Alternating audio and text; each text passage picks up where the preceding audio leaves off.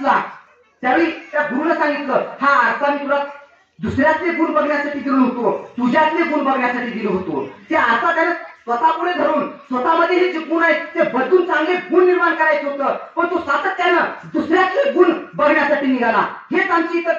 हेच आमचं सगळ्यात मोठं दुर्दैव आहे. सातत्यानं आम्ही दुसऱ्यावरती नावं ठेवण्याचा प्रयत्न करतो, पण आम्ही किती कार्य केलंय, आम्ही समाज कार्य केलंय का, हा सगळ्यात महत्वाचा इतिहास आहे.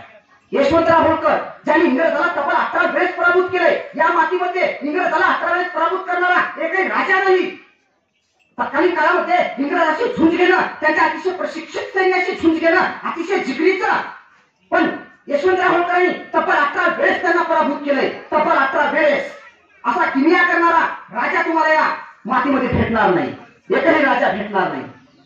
काही अहिल्याबाई होळकरांनी काही विहिरी बांधल्यात, शेतकऱ्यासाठी पाण्याची व्यवस्था केली आहे, पर्यावरण सुधारण्यासाठी झाडं लावण्यासाठी लोकांना प्रोत्साहन दिलंय, कुरण निर्माण केले जनावरांना चरण्यासाठी.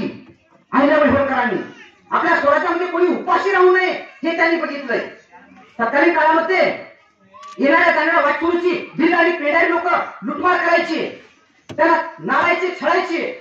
आणि येणारे जाणारे वाटसुरू अहिल्याबाईकडे आल्या आणि त्यांनी अहिल्याबाईला सांगितलं की येणारे जाणारे लोक आम्हाला लुटतायत, छळतायत, मग राणी सरकार काहीतरी करा. अहिल्याबाईंनी आपला भर दरबार बनवला आणि भर दरबारामध्ये त्यांनी विचारलं, असा कोणीतरी आहे का तो त्या भिल आणि पेढ्याचा पराभव करू शकेल आणि या लोकांना त्यांच्या जातातून मुक्त करू शकेल.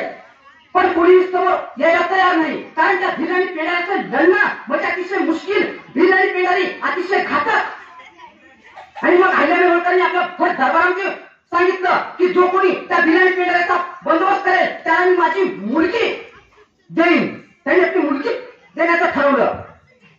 आणि मग त्या दरबारामध्ये यशवंतराव फणसे नावाचा एक युवक उभा राहिला आणि यशवंतराव फणसे नावाच्या युवकाने सांगितलं, मी करीन त्या भिल आणि पेढ्याचा